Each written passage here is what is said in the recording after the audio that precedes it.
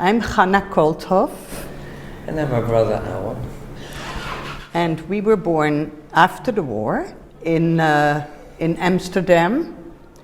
Our parents were the late Simon and Ella Kolthoff, who were Holocaust survivors. They were already married before the war, living in Amsterdam. My father was a math teacher, and they had, when the war started, 2 children, Shmuel, Samuel, and Esther.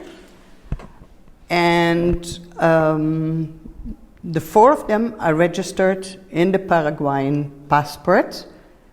They were living in Amsterdam but had to move out of their original home because all the Jews had to live together.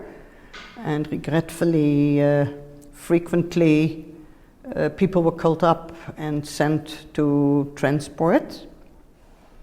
And due to the fact that our father that we had this Paraguayan papers, not the original passport, our parents, who stayed relatively long in Amsterdam due to certain permit our father had, they were sent to Westerbork, which was a transit camp. But most people from Westerbork were transported either to Auschwitz or to Sobibor. And my parents were transported to Bergen-Belsen.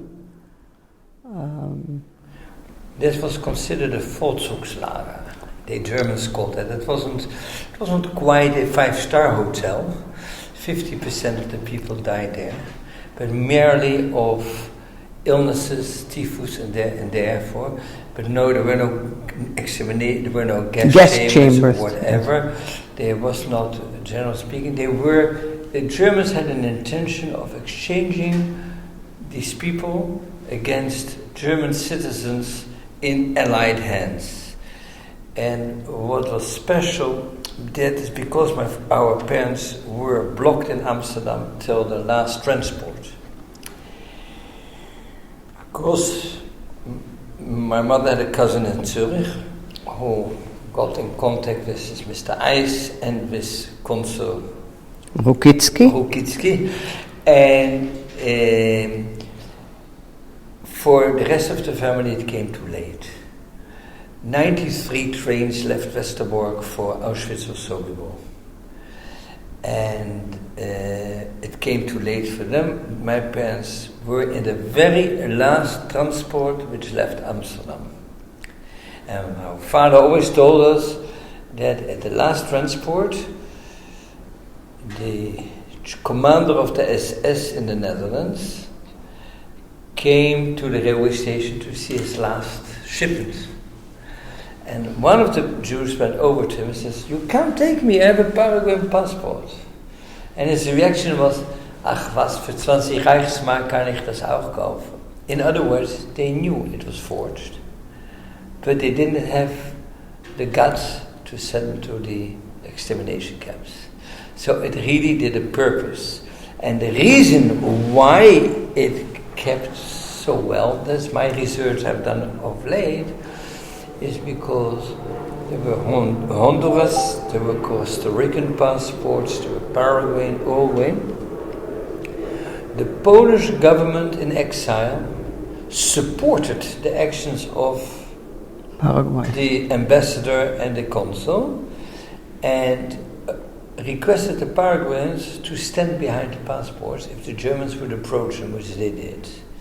The Paraguayans wavered. Then the Polish government in London turned itself to the Holy See, and Vatican insisted on Paraguay to recognize the passports, which they did. So it is actually not only these single people here, but it was also the government in exile who completely supported this action, and that made it very special.